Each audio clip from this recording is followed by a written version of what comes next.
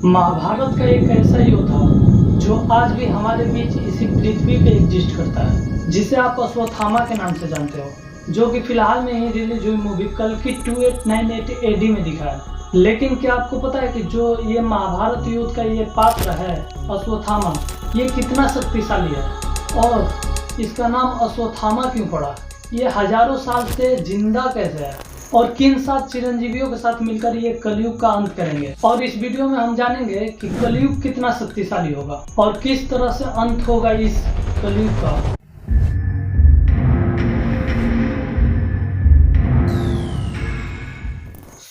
मैं हूं रघुराम और चलिए देखते हैं उस महायुद्ध को जो होने वाला है आपके भविष्य में।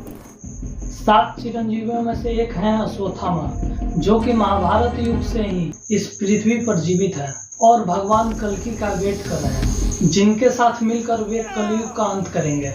अश्वत्थामा की कहानी उनके पिता द्रोणाचार्य से शुरू होती है। वे बहुत ही गरीब ब्राह्मण थे। तब उन्होंने सोचा कि जिस प्रकार से मैं अपना जीवन व्यतीत कर रहा हूँ इस गरीबी में, ऐसे मैं अपने पुत्र को नहीं देख सकता।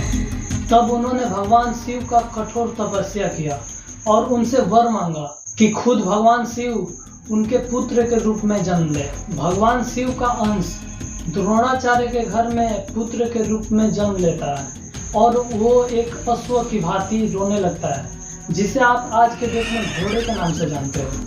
तब से ही उनका नाम अश्वत्थामा रखा गया। उनके माथे पर बहुत ही शक्तिशाली और एक चमत्कारिक मणि थी, जिससे वे उम्र, भूख, प्यास, जख्म, रोग पर कंट्रोल कर सकते थे।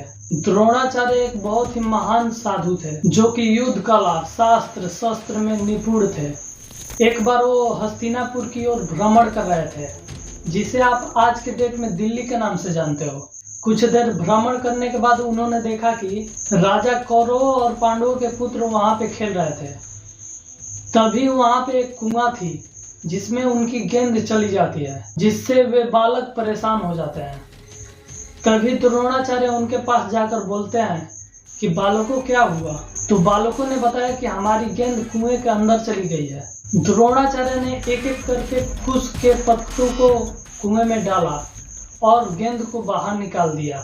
बालकों ने महल जाकर भीष्म पितामह को यह सारी घटना बताई। भीष्म पितामह आश्चर्यचकित रह गए और वे द्रोणाचार्य से मिलना चाहा। द्रोणाचार्य से मिलकर उन्होंने कौरवों और पांडवों को अपना शिष्य स्वीकारने का प्रस्ताव को रखा। द्रोणाचार्य भी मान गए और अपने पुत्र अश्वत्थामा के साथ कौरवों और पांडवों को शिक्षा देना प्रारंभ कर दिया। दुर्योधन, जो कि कौरवों में सबसे बड़ा पुत्र था, वो पांडवों से घृणा रखता था क्योंकि वो हस्तिनापुर का राजा बनना चाहता था। वो जानता था कि अश्वत्थामा बहुत ही महान योद्धा बनेगा। उसने अश्वत्थामा से मित्रता का हाथ बढ़ाया। समय बीतता गया और शिक्षा समाप्त हुई। सभी महान योद्धा बन चुके थे। अब कौरवों और पांडवों में कौन राजा बनेगा, इस पे बहस शुरू हो गई। कौरवों की तरफ से दुर्योधन बोलता था कि राजा मैं बनूंगा क्योंकि मेरे पिता राजा हैं, जिस कारण महाभारत जैसे बड़ा युद्ध हो गया, जिसमें अश्वत्थामा कौरव यानी दुर्योधन के पक्ष से लड़ रहे थे।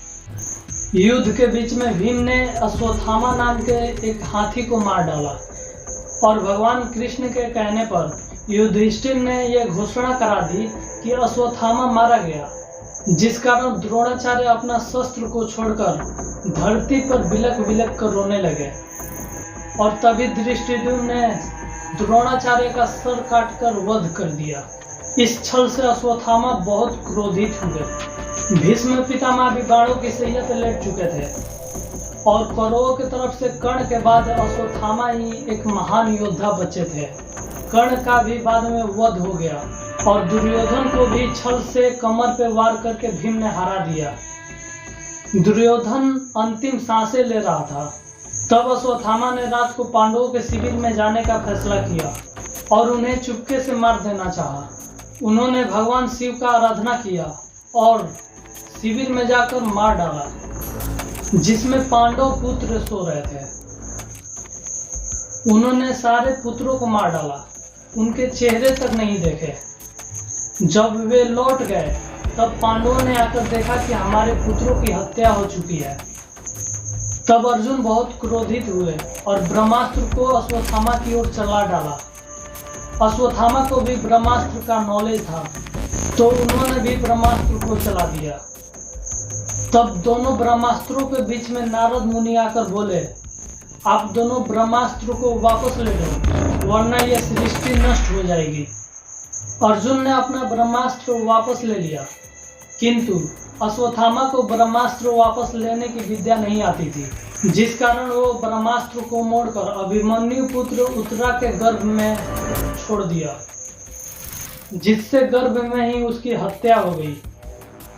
इसमें भगवान श्री कृष्ण बहुत क्रोधित हुए और सुदर्शन चक्र से अश्वत्थामा की मणि को निकाल डाला और श्राप दे दिया कि कलयुग के अंत तक तुम इसी घाव को लेकर भटकते रहोगे, इसी पीड़ा में कलयुग के अंत तक भटकोगे। तब से आज तक ये माना जाता है कि वे आज भी भटक रहे हैं। कितने लोग तो उन्हें देखने का भी दावा करते हैं। मध्य प्रदेश के बुरहानपुर से लगभग 20 किलोमीटर दूर असीरगढ़ का एक किला है, जिसमें एक शिव मंदिर है। ऐसा लोग कहते हैं कि उस शिव मंदिर में डेली ब्रह्म मुहूर्त में अश्वत्थामा वहां पूजा करने आते हैं। दरवाजा बंद होने के बाद भी उसमें पुष्प के फूल मिलते हैं। कितने लोगों ने ये तक दावा किया है कि 10 से 12 फीट के एक विशाल व्यक्ति को आते जाते देखा है, वे अश्वत्थामा ही थे।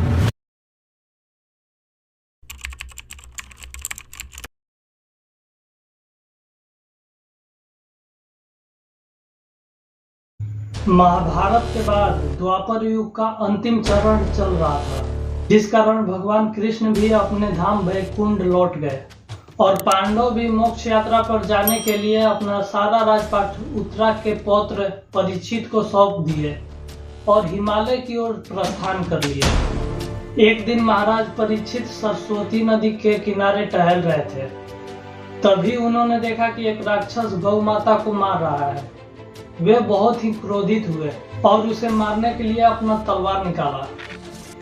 तभी वो बोला कि महाराज, मैं कलयुग हूँ और अब से आपके राज में निवास करूंगा। परंतु महाराज बहुत क्रोधित हुए और बोले कि अभी के अभी तुम यहाँ से निकल जाओ, नहीं तो मैं तुम्हारा वध कर दूंगा। कलयुग घबराया और चतुराई से उनके शरण में बैठ गया और बोला कि महाराज, मैं कहाँ जाऊंगा, यह युग तो मेरा ही है। तो महाराज परीक्षित ने बोला कि आज से तुम असत्य, मद, काम, क्रोध इन 4 जगहों पे रह सकते हो। तब कलयुग ने बोला, महाराज, ये 4 जगहें मेरे लिए पर्याप्त नहीं है, कोई और स्थान भी मुझे प्रदान करें। तब महाराज ने उसे स्वर्ण में रहने का भी अनुमति दे दी। तब से कलयुग इन 5 स्थानों पर निवास करता है, जहाँ छल कपट, मारपीट, शराब खाना, वैश्यवृत्ति, लालच जैसे कार्य होंगे, वहीं पे ये निवास करता है। जब कलयुग अपने अंतिम चरण पे होगा, तब लोग 2 भागों में बढ़ जाएंगे। एक वे जो भगवान में विश्वास रखते हों और एक वे जो भगवान में विश्वास नहीं रखते हैं। जिनके पास पैसा धन होगा, वे अधर्म कार्य करेंगे, जैसा कि आज के टाइम में आप देख ही रहे हो।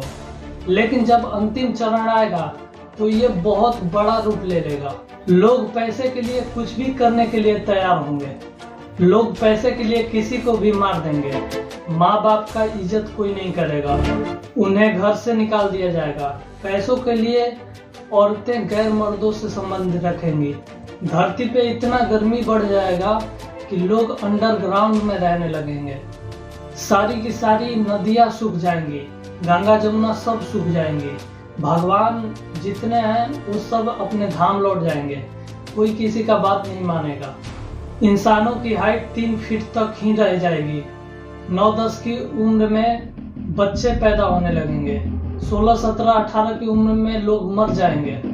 तब भगवान कल की जन्म लेंगे और एक सफेद घोड़े पे आएंगे और सारे दुष्कर्मियों को दंड देंगे और कलयुग भी अपने असली रूप में आ जाएगा। तब जाके 7 चिरंजीवी एक साथ, जिसमें अश्वत्थामा भी होंगे, मिलकर कलयुग का अंत करेंगे और फिर से अधर्म की नाश होगी और सत्य की विजय। अगर आप अभी तक वीडियो देख रहे हो और हमारा एक्सप्लेनेशन अच्छा लगा तो सब्सक्राइब करके बेल को ऑल पे जरूर क्लिक कर दीजिएगा ताकि ऐसे वैल्यूएबल इंफॉर्मेशन से भरे वीडियो आपको मिल सके। अगर आप नहीं जानते कि दुनिया के मिस्टीरियस प्लेसेस कौन कौन से हैं तो स्क्रीन पे आ रहे वीडियो पे क्लिक करें। नमस्कार।